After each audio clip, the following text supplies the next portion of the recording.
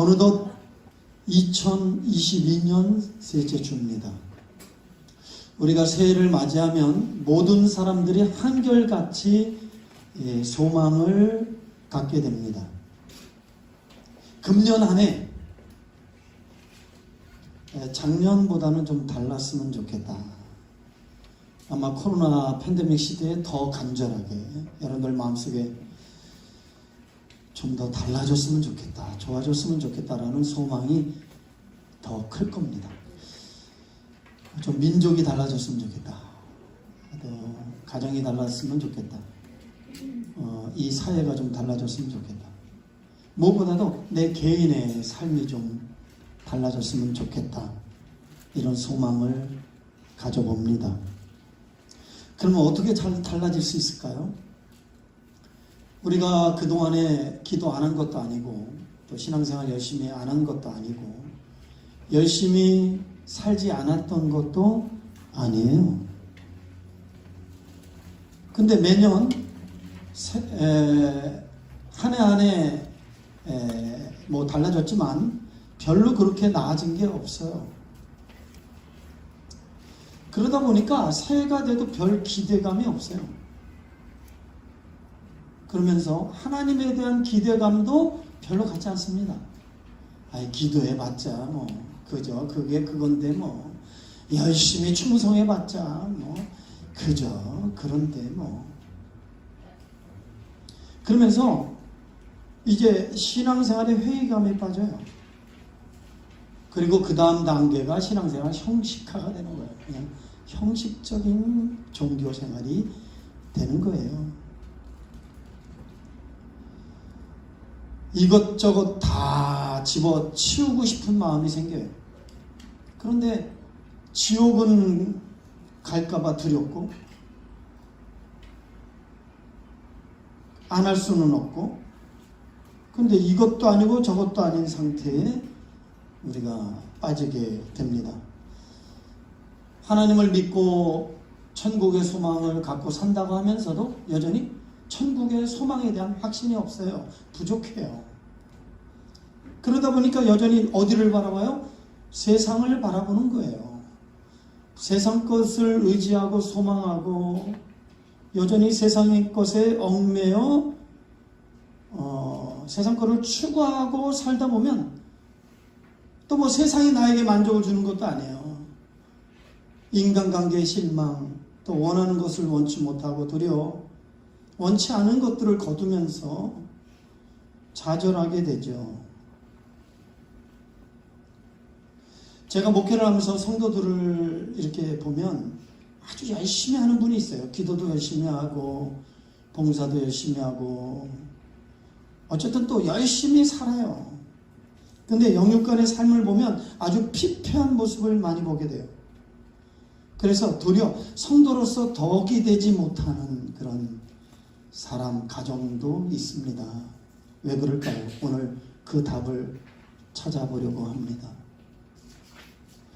오늘 여러분들이 읽은 본문의 말씀, 마태복음 3장 본문의 말씀 한번 보겠습니다. 마태복음 3장 13절부터 17절까지 한번 교독합니다. 크게 시작. 제가 먼저 할게요. 이때 예수께서 갈릴리로부터 요단강에 이르러 요한에게 침례를 받으려 하시니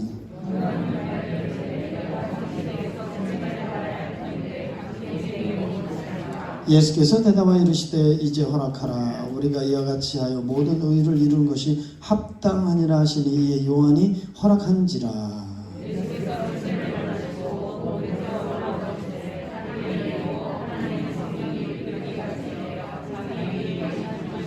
다 같이요. 하늘로부터 소리가 있어 말씀하시되 이는 내 사랑하는 아들을 내 기뻐하는 자라 하시니라. 아멘. 이 말씀은 우리 성도들이 익히 잘 아는 말씀 중에서 예수님이 30세가 되어 이제 본격적으로 하나님의 일, 공생의 사역을 시작하기 전에 그 시작의 첫 사건이 바로 예수님의 침례 사건입니다. 예수님께서 요단강에서 침례를 베풀고 있는 침례 요한을 찾아가서 나에게도 침례를 좀 행해라, 이렇게 부탁합니다. 그랬더니 요한이 깜짝 놀라요. 요한은 한눈에 그분이 메시아라는 사실을 알게 되죠. 내가 당신에게 침례를 받아도 현찮은데 어떻게 당신이 나에게 침례를 받으려고 합니까? 우리 한번 14절 한 번 더 읽겠습니다. 시작. 요한이 말려 이르되 내가 당신에게 침례를 받아야 할 텐데 당신이 내게로 오시나이까. 이런 요한의 태도에 대해서 예수님이 답변을 하는데 이 15절에 오늘 여러분들이 마음에 담아야 될 중요한 진리가 있습니다. 자, 우리 다 같이 15절 크게 읽습니다. 예수께서 대답하여 이르시되 이제 허락하라. 우리가 이와 같이 하여 모든 의를 이루는 것이 합당하니라 하시니 이에 요한이 허락하는지라. 아멘. 여러분 보세요. 예수님이 하나님의 미션, 하나님의 꿈, 하나님의 비전을 담고 오셔서 이제 하나님의 뜻을, 하나님의 역사를 이루기 위해서 본격적인 사역이 시작할 때 여러분 예수님께 침례를 받는 거하고 안 받는 거하고 이게 뭐 큰 의미가 있겠어요? 더군다나 요한에게 예수님이 침례 받는다는 것이 뭘 그렇게 큰 의미를 갖겠습니까? 그럼에도 불구하고 왜 예수님은 침례를 허락하셨을까? 자, 그 이유가 15절에 담겨져 있는 하나님의 모든 의를 이루는 것이 합당하니라. 따라합시다. 모든 의를 이루는 것이 합당하니라. 이 말씀이 왜 중요하냐? 이 고백이 예수 그리스도께서 하나님의 일, 이 공생의 모든 사역의 핵심이고 근간이고 근원입니다. 이 고백 속에 담겨져 있어요.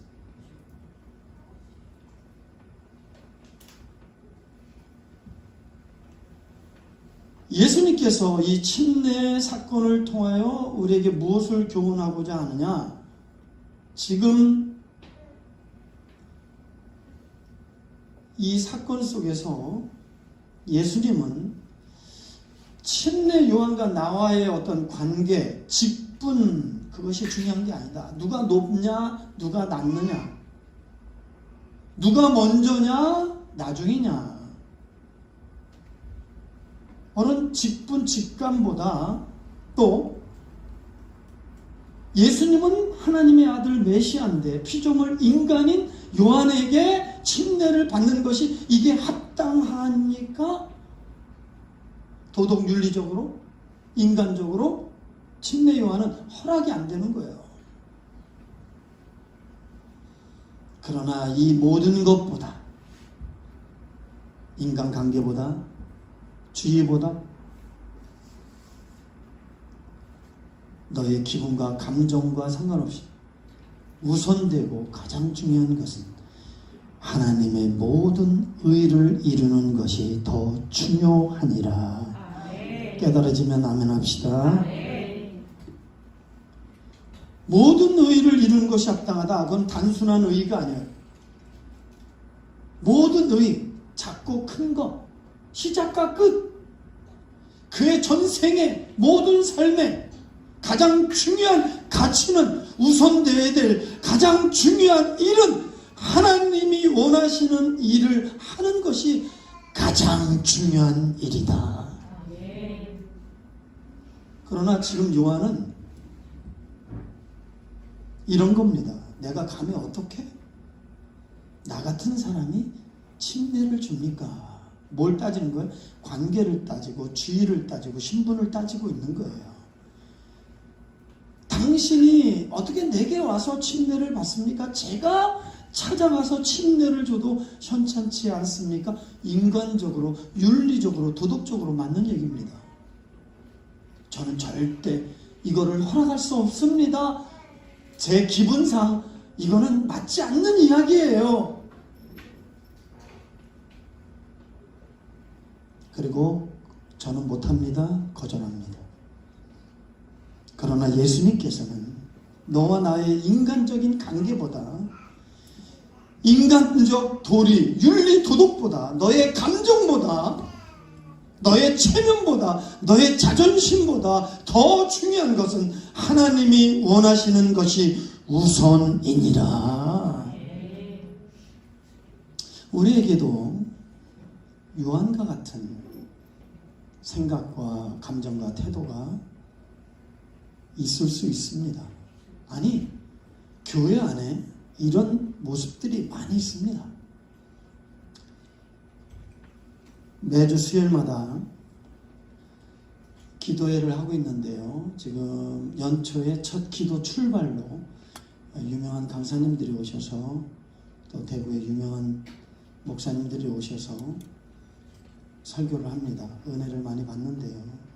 어떤 유명한 강사님이 오셔서 장로 교회를 보면 누가 크냐?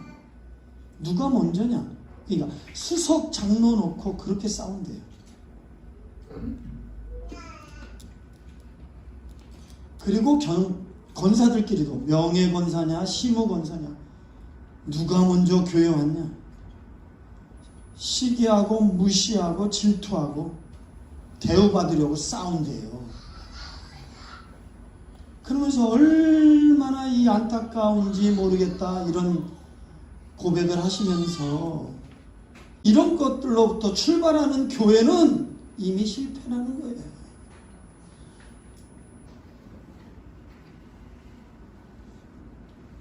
오늘 예수님께서 하신 말씀처럼 너와 나와의 관계가 중요한 게 아니야. 높고 낮음이 중요한 게 아니야. 신분이 중요한 게 아니고 너의 감정이 중요한 게 아니야. 모든 하나님의 의를 이루는 것이 합당하니라. 예수님은 사역 초기부터 마지막 순간까지, 그죠? 여러분들이 설명 안 해도 이런 정신으로, 이런 가치로 살으셨다는 걸 여러분들이 다 인정하실 겁니다. 하나님이 원하시는 가장 우선되는 삶이 여러분들의 삶 속에도 이루어지기를 축원합니다. 지금 예수님이 이런 마음을 갖고 좀 침례를 행하는 거야. 합당하다. 허락하느니라. 그랬더니 어떤 일이 일어나나 봐요. 굉장한 일이 일어납니다. 여러분 16절 보겠습니다. 다 같이 시작. 예수께서 침례를 받으시고 곧 눈에서 올라오실 때 하늘이 열리고 하늘의 성령이 비둘기같이 내려 자기의 인하심을 부시더니, 이 고백이 떨어지고 예수님이 허락하고 이것이 합당하다, 하나님의 모든 일을 이루는 것, 이게 중요한 일이다. 우리의 감정보다, 관계보다, 너의 기분보다. 이런 아름다운 가치로 순종할 때 어떤 일? 하늘문이 열렸어요. 뭐라고요? 하늘이 열리고. 저는 이렇게 생각해요. 성도들의 삶 속에 가장 중요한 것은 하늘이 열렸느냐 닫혔느냐. 닫힌 인생이냐 열린 인생.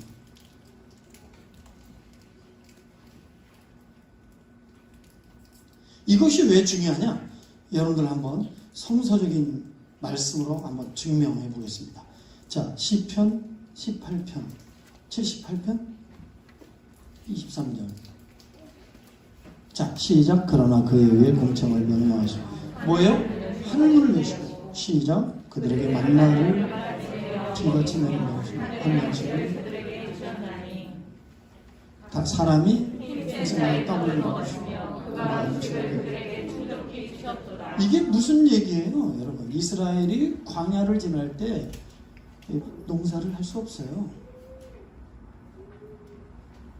이 척박한 죽음의 땅을 건널 때 하늘문이 열렸다고 얘기합니다.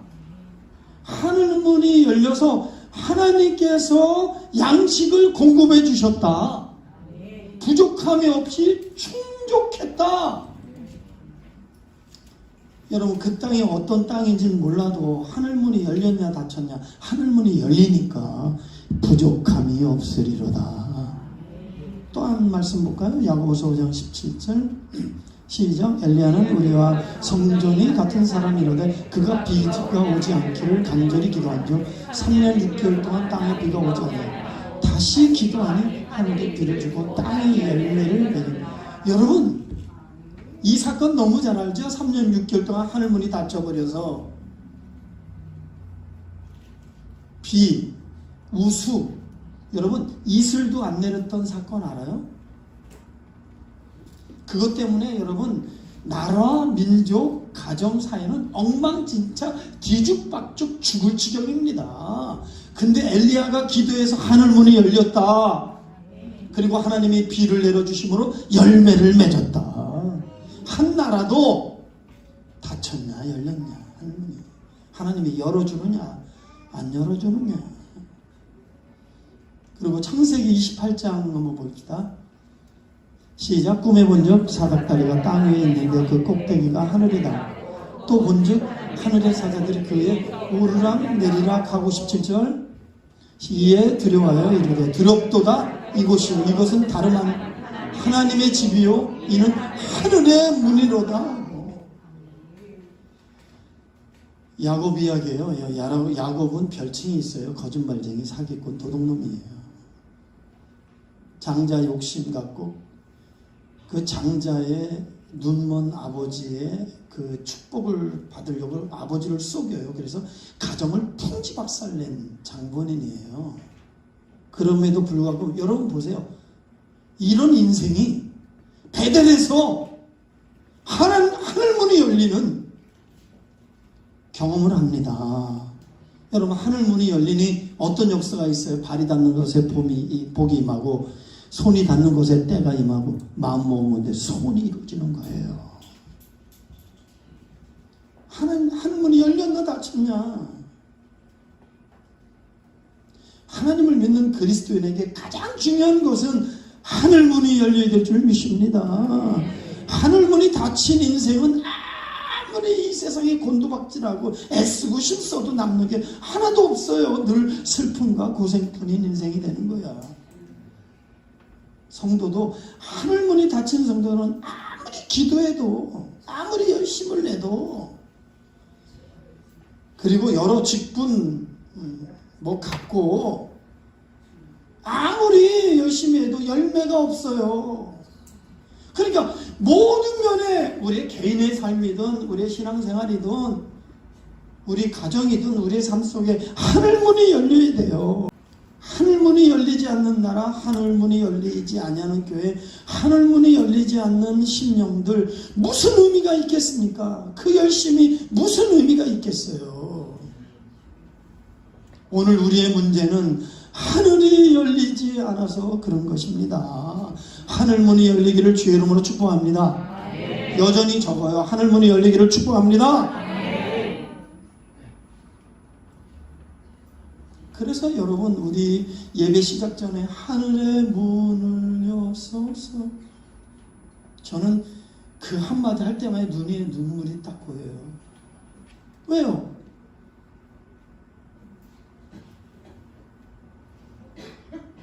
하나님이 함께하지 않는 예배가 무슨 소용이 있겠어요? 하나님이 받으시지 않는 예배가 무슨 소용이 있겠어요? 그러니까 먼저 하늘문이 열려야지요. 그런데요, 우리 하나님이 임재하고 싶으신데, 역사하고 싶은데, 우리와 함께하고 싶은데, 우리의 모습들이, 우리의 심령의 상태의 모습을 보면 너무 더러워요. 제 마음이 예수 우리 왕이요 이곳에 오셔서 할 때 전 애통해요. 하나님, 제 마음이 꾸절물통이에요. 마구간에 이런 데도 오세요? 그러면 이제 그 다음 기도가 있죠. 주님의 피로 나를 덮어주시고 주님의 의로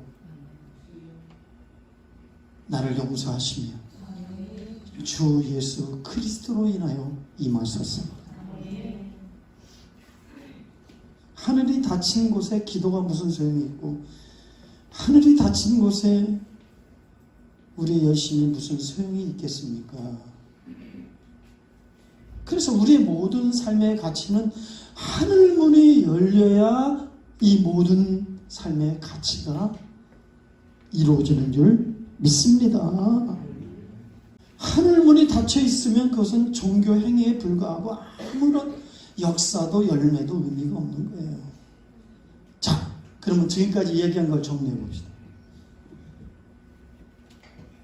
예수님께서 요한에게 침례를 받으시러 나갔어요. 거절했어요. 근데 주님은 이렇게 얘기했어요. 하나님의 의를 이루는 것이 하나님이 원하시고 기뻐하는 일이라면 체면, 자존심, 관계, 감정보다 더 중요한 것은 하나님의 의를 이루는 것이다. 아멘. 아멘. 이 고백과 더불어 하나님 앞에 순종해서 침례는 하나님이 허락하시고 하나님의 의를 이루는 하나님의 행위다. 순종할 때 그때 뭐예요? 하늘의 문이 열렸어요. 이런 가치를 가지고 있을 때 우리가 이 말씀을 적용하면 한 해 동안에 정말 우리가 하나님의 원하심을 가장 우선순위에 둔다면 우리의 심령에, 우리의 가정에, 우리의 삶에, 우리 일터에 하늘문이 열리는 역사가 일어날 줄 믿습니다. 하늘문이 열리고 그 다음 역사 어떤 일이 일어났나 봐요. 굉장한 하나님의 역사가 나타납니다. 16절 시작. 예수께서 침례를 받으시고 곧 내려서 올라오시고 하늘이 열리고 그 다음에요. 하나님의 성령이 비둘기같이 내려 자기의 임하심을 아멘. 하늘문이 열리고 성령이 비둘기같이 임하는 사건이 이루어지는 거예요. 그러니까 하늘문이 뭔가 열려야 보기도 하고 받기도 하고 들리기도 하고 할렐루야. 닫힌 곳에는 하늘의 것을 아무것도 경험할 수 없어요. 하늘이 열리니까 하늘로부터 성령이 임하시고 임했다. 여기 임했다. 따라합시다. 임했다. 예수님께 임했대요. 그 임했다라는 원어를 보면 사로잡혔다, 장악했다, 포악했다. 이 말이 뭐예요? 예수님이 성령에게 사로잡혔다. 다른 말로 말하면 성령 충만함을 받았다. 할렐루야. 예수님이 성령에게 사로잡히고 성령 충만함을 받으셨다. 이 일이 없었다면 어떻게 공생애가 출발했으며 마귀의 시험을 이길 수 있으며 어떻게 수많은 핍박과 환난을 이길 수 있으며 제자들의 배신을 이 감정을 절제하고 참을 수 있으며 십자가에 죽으실 수 있겠습니까? 이 일이 없었다면. 그러나 하나님의 능력이 예수님을 사로잡히니까 하나님의 하늘로부터 능력을 공급받으니까 넉넉히 이기느니라. 할렐루야. 제가 목회하면서 종종 성도들 중에서 기도 열심히 하는 분이 찾아와서 이런 하소연을 하는 분이 있어요. 목사님, 기도해도 안 돼요. 왜 안 돼요? 기도만 했으니까 안 되지. 열린 하늘로부터 능력을 공급받아야지. 목사님, 내가 이렇게 교회 생활 열심히 하는데 왜 저는 안 돼요? 열심히 하는 것만으로 안 돼요. 열린 하늘로부터 축복이 공급돼야 돼요. 하늘이 열려 하나님의 능력이 너를 사로잡으니까 세상도 이기고 마귀도 이기고 죄악도 이기고 성품도 이기고 능력과 축복이 나타나는 것입니다. 기도를 많이 한다고 되는 게 아니에요. 그런데 기도 많이 하는 사람들 가만히 보면, 열심히 하는 사람 가만히 보면 자기 성질 하나 못 이겨요. 그래서 교회생활 열심히 하는 사람들 보면 뭐가 문제인가 그랬더니 자기를 이기지 못하는 게 문제예요. 자기를 못 이겨요. 그런 사람들이 꼭 하는 말이 있어요. 전 원래 이래요. 제 성격이 원래 이래요. 사랑하는 성도 여러분, 우리 하나님께서 이 땅에 예수님을 보내주시고 성령을 보내주신 근본적인 뜻은 에덴의 회복이고 참 사랑 회복인 줄 믿으시면 아멘 합시다. 원래 그래요? 원래 그러지 않았어요. 원래대로 돼야 돼요. 아멘.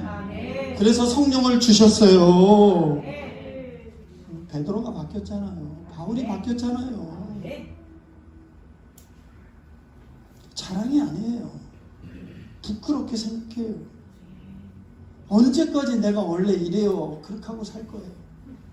하나님, 나를 변화시켜 주시옵소서. 나를 도와주시옵소서. 그러니까 원래 이래요. 그리고 변화받지 않으니까 장로, 권사, 집사, 사회, 범죄 자리에 떨어지고 교회에서 혈기 부리고 싸우고 권모 술수 세상보다 더 악한 행동들을 하며 세상에 덕이 안 되는 거예요. 세상에 빛이 못 되는 거예요. 하늘로부터 능력이 임해야, 하나님으로부터 능력을 공급받아야 세상도 이기고 죄도 이기고 자기도 이기고 마귀도 이길 줄 믿습니다. 어떻게 하나님의 능력이 임했다고요? 어떻게 하나님의 능력이 임했다고요? 어디에다 초점을 맞추니까 하나님의 모든 의를 이루는 것이 합당하니라. 나의 삶의 우선순위를 하나님의 의를 이루는, 하나님이 선하시고 기뻐하시고 온전한 뜻을 이루는 면 내가 때로는 자존심이 상하고 기분이 상하고 저 인간관계 속에 정말 너무 힘들어도 하나님의 의를 이루는 것이 합당하니라. 여기에 초점을 두니까 하나님이 역사하시는 거예요. 하나님이 도와주시는 거예요. 하나님이 원하지 않는 걸 하려고 하니까 아무리 열심히 해도 하나님의 능력이 임하지 않는 거예요. 아무런 역사도 일어나지 않는 거예요. 하나님께서는 돈이 좀 없어도, 좀 부족해도, 사람이 좀 어리숙해도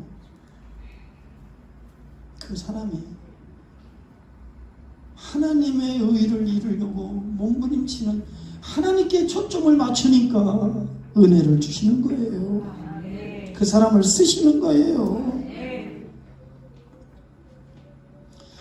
우리 아버지는 부자인 줄 믿습니다. 근데 왜 안 주세요?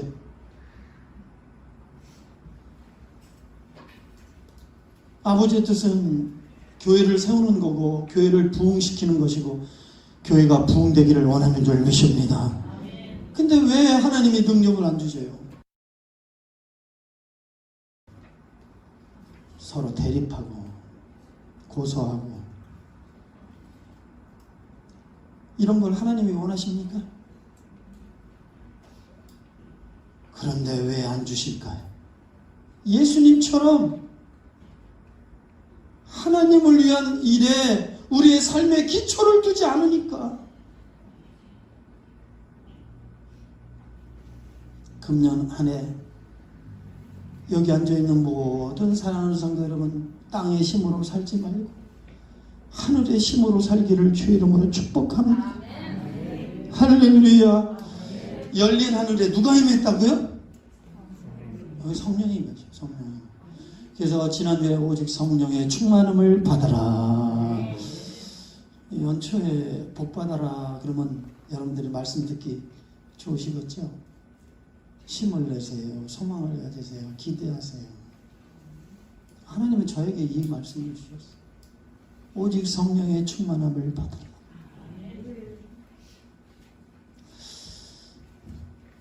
그러니까 예수님의 생애는 한마디로 성령의 생애다.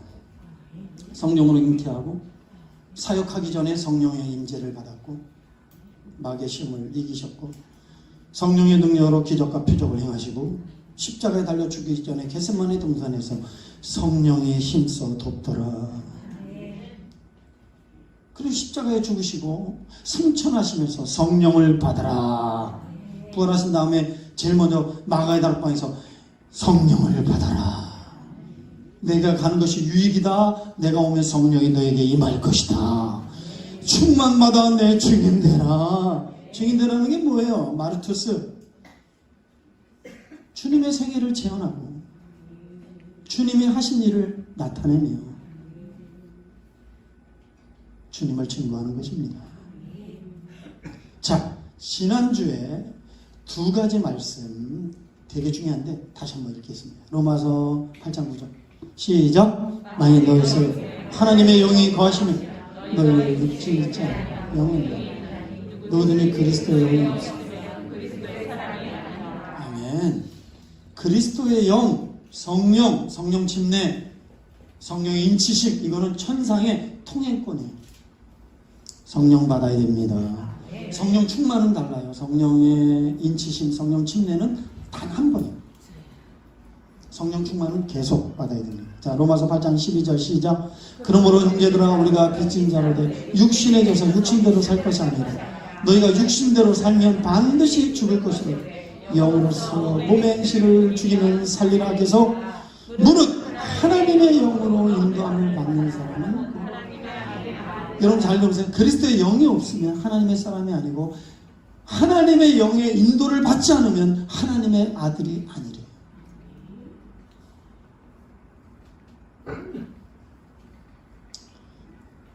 성령은 아는 만큼 유익이고 성령은 충만받은 만큼 능력이고 축복인 줄 믿습니다. 그래서 이 성령 충만, 오직 성령의 충만을 받으라 해서 우리 남자 제자들에게 제가 숙제를 냈어요. 이걸 읽고 요약하고 느낀 점을 적어라. 그랬더니 우리 박성채 집사가 아주 잘 써서 제가 여러분들에게 소개합니다. 성령 충만을 받아야 합니다. 그러려면 먼저 예수님을 바로 알아야 합니다. 왜냐하면 영생은 곧 예수 그리스도가 하나님의 아들이라는 것을 아는 것부터 시작하기 때문입니다. 인간은 영적인 삶, 육적인 삶 두 가지 중에 하나를 택해 살게 됩니다. 영적인 삶은 진리의 말씀을 따라 행하는 것이고 육적인 삶은 자기 중심으로 육체의 욕심으로 사는 것을 말합니다. 영적인 삶은 열매를 맺고 영적인 삶으로 열매를 맺고 살아야 됩니다. 그것이 심판의 기준이기 때문입니다. 그리고 육적인 삶은 사망으로 갈 수밖에 없습니다. 옛사람을 버리고 새사람을 입어야 됩니다. 옛사람은 육적인 사람, 새사람은 영적인 사람입니다. 옛사람으로 계속 살면 육적인 열매를 맺을 것이며 새사람으로 거듭나 살면 영적인 열매를 맺을 것입니다.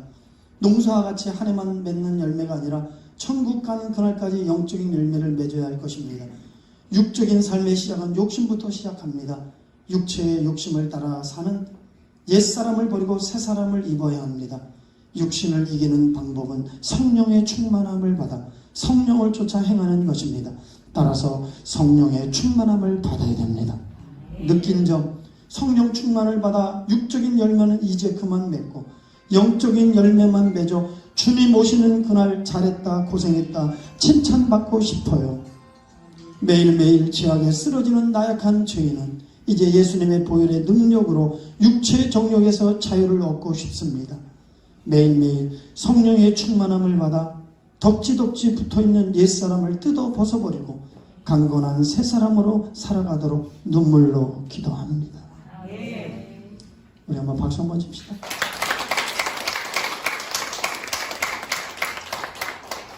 자, 마지막 우리가 성령이 임하시고요. 더 중요한 게 있어요.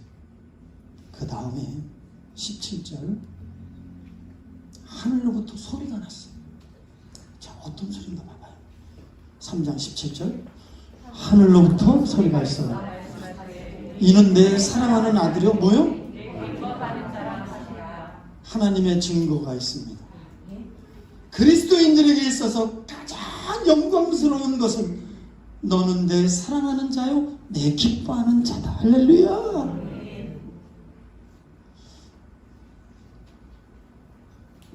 이 하늘의 소리를 듣는 거예요. 저도 여러 감투를 썼어요. 장교 생활하면서 여러 직분도 있었고 결혼도 했고 목사로서 또 여러 가지 목사님들, 회장, 총무, 총회 임원, 신학교 또 한 학기 강의도 하고 또 성시아 임원이기도 합니다. 이 직감을 해봤지만 별거 아니에요. 하기 전에는 뭔가 대단한 것 같지만 해보면 별거 아니에요. 가장 중요한 것은, 진짜 중요한 것은 하나님으로부터 내 사랑하는 아들이요 내 기뻐하는 자다. 칭찬받는 게 중요한 줄 믿습니다. 이게 왜 중요하냐? 하나님이 내가 너를 사랑한다, 내가 너를 기뻐한다, 내가 너를 인정한다. 이 말씀은 우리가 인생을 사랑하는 용기요, 희망이요, 위로요, 능력인 줄 믿습니다. 이것만큼 큰 재산이 어디 있어요? 그래서 사도 바울도 이 경험이 있어요. 그래서 로마서 8장 37절 우리 다 같이 읽읍시다. 시작. 그러나 이 모든 일에 우리를 사랑하시는 이로 말미암아 우리가 어떤 새신자가 이렇게 제자훈련 제가 제 방에 있는데 고백하는 소리를 들었어요. 내가 기도하는데 하나님이 나를 사랑하신다고 말씀하셨어요. 딸아, 내가 너를 사랑한다. 자기는 맨 처음에 믿지도 못하고 깜짝 놀래요. 딸아, 내가 너를 사랑한다. 하나님은 살아계시구나. 하나님은 나와 함께 하시는구나. 그때부터 이제 신앙생활, 믿음의 생활에 삶이 고달프고 힘들어도 막 힘이 생기는 거야. 용기가 생기는 거야. 배짱이 생기는 거야. 할렐루야. 여러분, 한 해 동안 우리 모두 하늘로부터 이 소리를 듣기를 주의 이름으로 축원합니다. 너무 장로 되려고, 권사 되려고, 집사 되려고, 회장 되려고 하지 마요. 신앙생활 거기다 초점 걸면 직분도 귀하고 포지션도 귀하지만 거기에 머물러 있으면 크게 독이 됩니다. 우리의 간절한 소망은 내 사랑하는 아들이요 내 기뻐하는 자다. 이 소리를 들어야 될 줄 믿습니다. 주님이 이 소리를 들은 이후 성령을 쫓아 광야에 나가시며 마귀에게 시험을 당하세요. 돌덩이를 떡덩이 되게 하라. 성전에서 뛰어내리면 천사들이 받들어 이야 대단하다, 나에게 전하면 천하만물을 다 주리라, 이 유혹을 받게 됩니다. 그러나 예수님은 오직 반복되는 한 고백이 있어요. 주 너희 하나님을 시험하지 말라. 주 너희 하나님. 그러니까 오직 예수님의 가치는 오직 주 여호와를 위하여. 먹는 것도 포기하고 명예도 포기하고 인기도 포기하고 주 여호와 하나님을 위하여, 그 여호와 하나님을 위하여 오직 그의 가치는 하나님의 의를 위하여 모든 것을 협력하는 것이 마땅하니라. 끝까지 하나님이 원하는 것, 그 뜻대로 행하는 것, 그것이 그분의 삶이었습니다. 어떻게 그럴 수 있었을까요? 바로 침례 사건을 통해 하늘문이 열리고 성령이 임하고 하나님의 음성을 들었기 때문인 줄 믿습니다. 이런 체험들이 여러분들의 있기를 주의 이름으로 축복합니다. 예배드리다가 그런 체험이 있기를 축원합니다. 중보기도실에서 기도하다가 체험하기를 축원합니다. 가정에서 골방에서 기도하다가 그런 체험이 있기를 원합니다. 우리 교회는 이런 체험들이 날마다 일어나기를, 살아있는 교회, 살아있는 예배, 이런 예배가 되기를 주의 이름으로 축원합니다. 결론을 맺습니다. 2002년도 잘 살고 싶고 보다 나은 삶을 원하십니까? 하나님의 모든 것을 이루는 것이 합당합니다. 여기에 초점을 맞으면 여러분들의 가정과 삶 속에, 여러분들의 사역 속에, 직분 속에 이것이 기초가 되면 하늘문이 열릴 줄 믿습니다. 능력이 임할 줄 믿습니다. 하나님이 내 사랑하는 자야, 내 기뻐하는 자야, 힘을 내라. 위로의 말씀이 주어질 줄 믿습니다. 우리 시간 통성으로 기도 기도할 때 다른 기도 다 접어두고 하나님의 원하심이 나의 삶의 기초가 되게 하시고, 그렇게 되면 하늘문이 열리고 하나님의 능력이 내게 임하여 하나님의 능력으로 감당하게 하옵시고, 나의 한 해가 하나님의 칭찬 소리를 듣는 멋진 한 해 되게 하옵소서. 1분간 주여 상정하기도 합니다. 주여 주여 주여. 하나님, 오늘도 예배하다가 말씀드린 부자하시고 우리 아버지 능력이 많으시고 우리 아버지 천등하신 분이고 지혜 주고 싶고 하나님이 채우시고 태동하는 그 어떤 것보다 하나님의 의를 이루는 것이 합당하니이다. 이 가치로 살게 하여 이 시간 우리 사랑하는 성도들 마음속에 이렇게 살아보리라 결심해 하늘문을 열고 하늘문이 열리고 성령이 임하심을 보게 하시고 하나님의 음성을 듣게 도와주세요.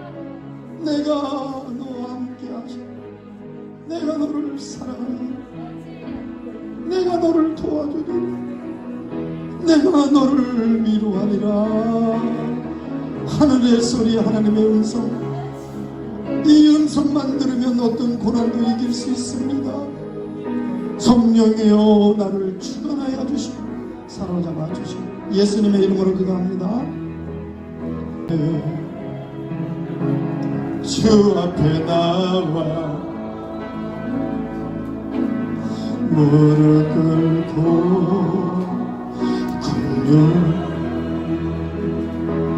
베푸시는 주 하늘을 향해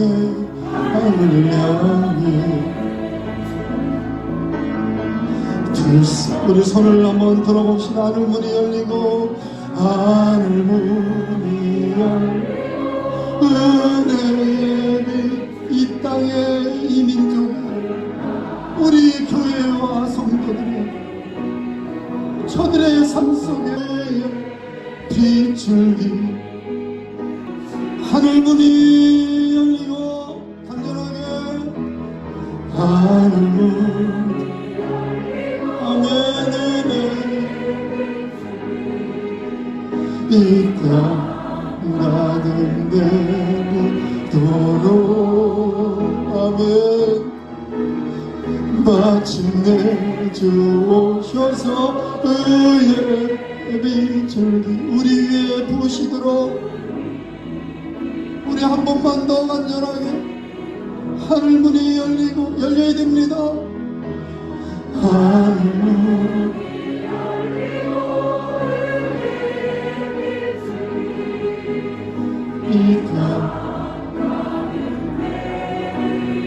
우리 자녀들의 가정 속에도 하늘문이 열리게 하소서.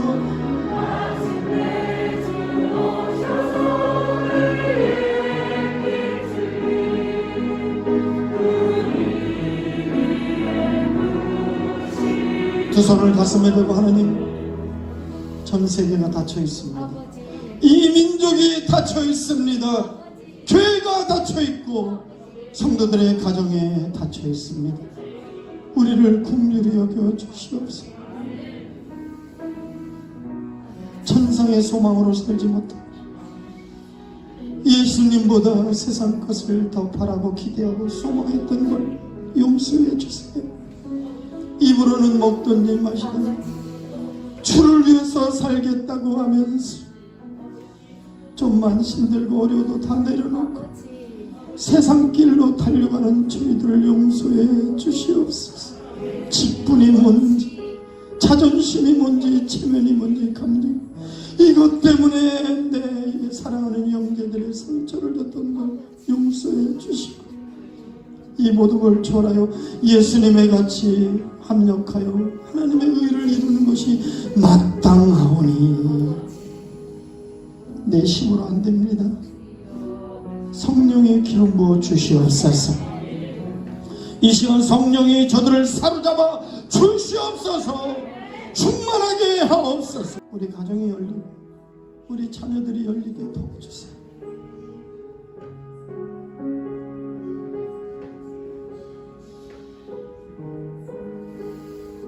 그런 갈망이 내게 있는지, 분위기에 휩싸여 아멘만 하고 있는지, 내 속에 그런 갈망이 있는지, 주님을 갈망하는지.